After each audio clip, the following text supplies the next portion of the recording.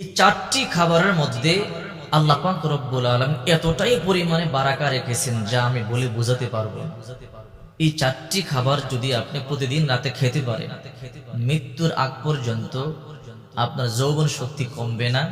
যাদের যৌবন শক্তি নষ্ট হয়ে গেছে, যদি আপনারা নিয়মিত চারটি খাবার প্রতিদিন রাতে মিশিয়ে খান, হারানো যৌবন ফিরে পাবেন। এই চারটি খাবারের কথা আল্লাহ পাক রব্বুল আলামিন কোরআনে বারবার বলেছেন।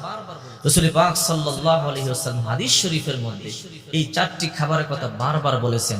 রাসূল পাক সাল্লাল্লাহু আলাইহি ওয়াসাল্লাম যখন কোনো মানুষ অসুস্থ হয়ে যেত, তাদেরকে এই চারটি খাবার সাজেস্ট করতেন। রাসূল পাক সাল্লাল্লাহু আলাইহি ওয়াসাল্লাম বিসমিল্লাহ বলে এই চারটি খাবার থেকে একটি খাবার খাওয়ায় দিতেন। আল্লাহ পাক রব্বুল আলামিন সুস্থ করে দিয়েছেন। আর এই চারটি খাবারকেই আল্লাহ পাক রব্বুল আলামিন শিফা বলেছেন। রাসূল পাক সাল্লাল্লাহু আলাইহি ওয়াসাল্লাম শিফা বলেছেন। দেখেন, যৌবন মানুষের ইম্পর্টেন্ট একটা জিনিস। যার যৌবন নাই তার মতো পোড়াকো বলার কে আছে? আজকে দূষিত আবহাওয়া, অপুষ্টিকর খাবারের কারণে আজকের যুব সমাজ অতি অল্প বয়সে যৌবন শক্তি হারায় ফেলতেছে, যৌবন শক্তি নষ্ট হয়ে যাচ্ছে।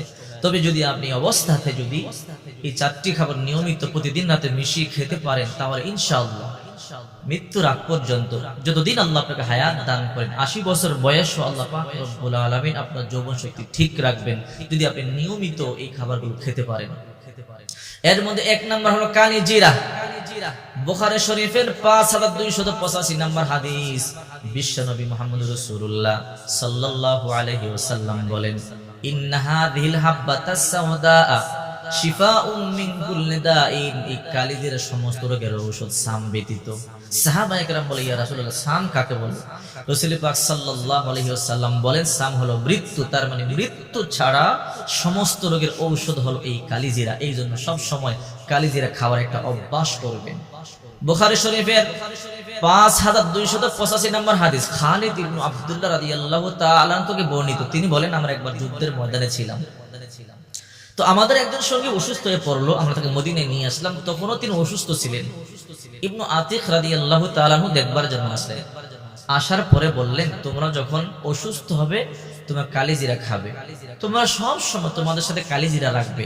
যখন তোমরা অসুস্থ হবে 5টা অথবা 7টি দানা বিসমিল্লাহ বলে খাবে, আল্লাহ পাক রব্বুল আলামিন সুস্থ করে তুলবে। কারণ মা আয়েশা রাদিয়াল্লাহু তাআলা আনহা বলেন, রাসূল পাক সাল্লাল্লাহু আলাইহি ওয়াসাল্লাম বলেছেন, ইন্না হাযিহিল হাব্বাতাস সাওদা শিফাউম মিন কুল্লি দাইন। এই কালিজিরা সমস্ত রোগের ঔষধ, ইল্লা সাম, সাম ব্যতীত। সাহাবায়ে কেরাম জিজ্ঞাসা করলেন, নবীজি সাম কাকে বলে? নবীজি বললেন, মৃত্যু। তার মানে মৃত্যু ছাড়া যত রোগ এই দুনিয়াতে আছে, দেখা রোগ না দেখা রোগ, সমস্ত রোগ, ছোট রোগ বড় রোগ, নতুন রোগ পুরাতন রোগ, রাসূল পাক সাল্লাল্লাহু আলাইহি ওয়াসাল্লাম বলেন, এই কালিজিরা সমস্ত রোগের ঔষধ। আপনি ঘরে কালিজিরা রাখবেন, যখন আপনি অসুস্থ হবেন বিসমিল্লাহ বলে কালিজিরা খাবেন, বিশ্বাস রাখবেন আল্লাহর উপরে, রাসূলের উপরে, অবশ্যই আল্লাহ পাক রব্বুল আলামিন আপনাকে সুস্থ করে তুলবেন। 2 নাম্বার হলো খেজুর। এই খেজুর সম্পর্কে আল্লাহ পাক রব্বুল আলামিন কোরআনে বারবার বলেছেন এই খেজুর জান্নাতি খাবার। শুধু কোরআনেই নয়, হাদিস শরীফের মধ্যে রাসূল পাক সাল্লাল্লাহু আলাইহি ওয়াসাল্লাম বারবার বলেছেন। সূরা মারইয়ামের 23 নম্বর আয়াত দেখেন, فأجاءها المخاض إلى جذع النخلة قالت يا ليتني مت قبل هذا وكنت نسيا منسيا فناداها من تحتها ألا تحزني قد جعل ربك تحتك سريا وهزي إليك بجذع النخلة تساقط عليك رطبا جنيا। ঈসা আলাইহিস সালামের মা মরিয়ম আলাইহিস সালাম যখন অলৌকিক ভাবে গর্ভে সন্তান ধারণ করলেন, পেট একটু বড় হয়ে গেল, চিন্তিত হয়ে পড়লেন। এই হ্যান পরিস্থিতিতে আমি মানুষদেরকে কি জবাব দেব? মানে জিজ্ঞাসা করলেন বাবাকে কি বলবো। সেজন্য এলাকা ছেড়ে উনি পলায়ন করলেন, দূরে কোথাও চলে গেলেন। প্রসব বেদনা তাকে একটা খেজুর বৃক্ষের নিচে আশ্রয় গ্রহণ করতে বাধ্য করলো। তখন তিনি বলতেছিলেন, হ্যাঁ, যদি এর আগে যদি আমার মৃত্যু হয়ে যেত অথবা মানুষের জীবন থেকে যদি আমি বিলুপ্ত হয়ে যেতাম, এটা আমার জন্য ভালো ছিল। আমার এই অবস্থা, আমি মানুষকে কি জবাব দেব? এই সন্তানের পিতাকে কি বলবো আমি? فناداها من تحتها ألا تحزني قد جعل ربك تحتك سريا। নিম্ন দেশ থেকে ফেরেশতারা আওয়াজ দিল, হে মারিয়াম, তুমি চিন্তিত হয়ো না, তোমার পায়ের নিচে আল্লাহ পাক রব্বুল আলামিন একটা নহর জারি করে দিয়েছেন। ওহুজ্জি ইলাইকি বিজদাইন নাখলা তুসাকিতু আলাইহি রুতবান জানিয়া, আর তুমি যে খেজুর বৃক্ষের নিচে আছো এর কাণ্ডে তুমি নাড়া দাও, সুপক্ষ খেজুর পতিত হবে, তুমি পানি পান করো। ফাকুলি ওয়াশরাবি ওয়াকরি আইনা, তুমি এই খেজুর বৃক্ষ থেকে খেজুর খাও, পানি পান করো, তোমার চক্ষু শীতল করো। তার মানে এই খেজুরের কথা আল্লাহ পাক রব্বুল আলামিন কোরআনে বলেছেন, যতই ক্ষুধার্ত হবেন আপনি 2-4টা খেজুর খেলেই আল্লাহ পাক রব্বুল আলামিন দ্রুত আপনার তৃষ্ণা, আপনার ক্ষুধা নিবারণ করে দেবেন। এই খেজুরের কথা আল্লাহ বারবার বলেছেন। 2 নম্বর খাবার হলো খেজুর। মরিয়ম আলাইহিস সালামের প্রচন্ড ক্ষুধার্ত অবস্থায়, ওই অবস্থায় আল্লাহ পাক রব্বুল আলামিন মরিয়মকে এই খেজুর খাওয়ার কথা বললেন। আল্লাহ পাক মরা গাছে, যে গাছে খেজুর ছিল না, ওই গাছে মরিয়মের জন্য খেজুর ফলালেন। আল্লাহ পাক ওই সময় অন্য কোনো খাবারও দিতে পারতেন, কিন্তু খেজুরটা কল্যাণকর হবে বলেই আল্লাহ পাক রব্বুল আলামিন খেজুর দিয়েছেন। মনে রাখবেন, 1 নম্বর কালিজিরা, 2 নম্বর খেজুর, 3 নম্বর হলো মধু। মধুর ব্যাপারে সূরা নাহালের 68-69 নম্বর আয়াতে আল্লাহ পাক রব্বুল আলামিন বলেছেন, ওয়া আওহা রাব্বুকা ইলান নাহলি আন ইত্তাখিযি মিনাল জিবালি বুয়ুতা ওয়া মিনাশ শাজারি ওয়া মিম্মা ইয়া'রিশুন সুম্মা কুলি মিন কুল্লি সামারাতি ফাসলুকি সুবুলা রাব্বিকা যুলুলা। আল্লাহ পাক রব্বুল আলামিন মৌমাছির অন্তরে একথা গেঁথে দিলেন, তুমি 3টা জায়গায় বাসা বাঁধবে, তুমি পাহাড়ে বাসা বাঁধবে, তারপরে জঙ্গলার গাছে বাসা বাঁধবে, ঘরের কোণে বাসা বাঁধবে। কারণ মানুষ 3 জায়গায় বসবাস করে, কেউ কেউ বসবাস করে শহরে, কেউ কেউ বসবাস করে পাহাড়ি এলাকায়, কেউ কেউ বসবাস করে গ্রাম এলাকায়।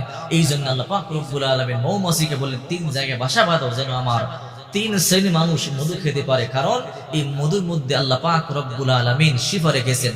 তুম্মা কুলি মিন কুল্লি সামারাতি ফাসলুকি সুবুলা রাব্বিকা যুলুলা ইয়াখরুজু মিন বুতুনিহা শারাবুন মুখতালিফুন আলওয়ানুহু ফীহি শিফাউন লিন্নাস। এই যে মধু ভিতর থেকে যেই রং বিরঙের পানিগুলো বের হয়, শারাবুন মুখতালিফুন আলওয়ানুহু ফীহি শিফাউন লিন্নাস, এগুলো মানুষের জন্য রোগের প্রতিষেধক। এই জন্য আল্লাহ পাক রব্বুল আলামিন মৌমাছিকে বললেন, তুমি 3টা জায়গায় বাসা বাঁধবে। কারণ যদি শুধু ঘরের কোণে বাসা বাঁধে, বিল্ডিং এর কোণে বাসা বাঁধে, গ্রামের মানুষগুলো মধু খেতে পারবে না। আবার যদি শুধু গ্রাম এলাকার গাছালিতে বাসা বাঁধে, শহরের মানুষগুলো মধু খেতে পারবে না। আবার যদি শুধু পাহাড়ি এলাকায় বাসা বাঁধে, শুধু পাহাড়ি এলাকার লোকজন খেতে পারবে, শহরি এলাকার লোকজন খেতে পারবে না। এই জন্য আল্লাহ পাক রব্বুল আলামিন 3 জায়গায় বাসা বেঁধে পৃথিবীর সমস্ত মানুষকে মধু খাওয়া সহজ করে দিয়েছে। এই জন্য রব্বুল আলামিন এই মধু সম্পর্কে বলেন, তোমরা মধু পান করো বেশি বেশি, কারণ এই মধুর মধ্যে শিফা রয়েছে। বিশ্বনবী মুহাম্মদ রাসূলুল্লাহ সাল্লাল্লাহু আলাইহি ওয়াসাল্লাম বলেন, যদি তোমরা দৈনিক সকালবেলা 1 চামচ মধু খেতে পারো, এটা ভালো। না পারলে মাসে 3 দিন মধু খাবে। 3 দিন যদি মাসে তোমরা মধু খেতে পারো, দুনিয়াতে যত নতুন নতুন রোগ আগমন করে, নতুন রোগ আসে না, করোনা আসে, কত রকমের মহামারী আসে, রাসূল পাক সাল্লাল্লাহু আলাইহি ওয়াসাল্লাম বলেন, যত প্রকারের রোগ দুনিয়ার মধ্যে আসবে, সমস্ত রোগ থেকে আল্লাহ তোমাদেরকে হেফাজত করবে এই মধু। 4 নম্বর হলো দুধ। দুধের কথা আল্লাহ পাক রব্বুল আলামিন কোরআনে বারবার বলেছেন, এই দুধ জান্নাতি খাবার। আমরা জানি, আমাদের যখন আমরা অসুস্থ হই, দুর্বল হই, আমাদের হাড়ের ক্ষয় হয়ে যায়, ডক্টররা আমাদেরকে সাজেস্ট করেন মধু খাবারের জন্য। এই মধুর কথা বেশি বলার প্রয়োজন নেই, যেহেতু আমরা এই দুধের কথা আমরা সবাই জানি। এই দুধের নহর আল্লাহ পাক রব্বুল আলামিন জান্নাত আমাদেরকে দান করবেন। তো প্রতিদিন রাত্রিবেলা এই কিছু কালিজিরা, কিছু মধু, কয়েকটা খেজুর এবং এগুলোকে ভালো করে পিষে, সুন্দর করে পিষে 1 গ্লাস দুধের মধ্যে মিক্স করে রাতের বেলা যদি আপনি এই গরম দুধটুকুন আপনি পান করতে পারেন, প্রতিদিন রাতে যদি আপনি এইগুলো পান করেন, ইনশাআল্লাহ দেখবেন আপনার দেহের দুর্বলতা দূর হয়ে যাবে, দেহের ক্ষয়রোগ দূর হয়ে যাবে, চোখের জ্যোতি যাদের কমে যায়, জ্যোতি আস্তে আস্তে বেড়ে যাবে। এরপরে দেহের মধ্যে যেই রোগ প্রতিরোধ ক্ষমতা আছে, ওটা আস্তে আস্তে বৃদ্ধি পাবে। এবং যৌবন শক্তি, যতদিন আপনি দুনিয়ার মধ্যে বেঁচে থাকবেন ইনশাআল্লাহ নষ্ট হবে না, ততদিন পর্যন্ত আল্লাহ পাক রব্বুল আলামিন আপনার এই যৌবন শক্তি ঠিক রাখবে। যৌবনের দাম আল্লাহর কাছে অনেক বেশি, কারণ বৃদ্ধকার ইবাদত থেকে যৌবন ইবাদত আল্লাহর দরবারে অনেক বেশি প্রিয়। এই জন্য রাসূল পাক সাল্লাল্লাহু আলাইহি ওয়াসাল্লাম কিয়ামতের ময়দানে জিজ্ঞাসা করবে, যৌবন কাল কিভাবে তুমি কাটিয়েছো? যৌবন কাল কি করেছো? যৌবন কোথায় নষ্ট করেছো?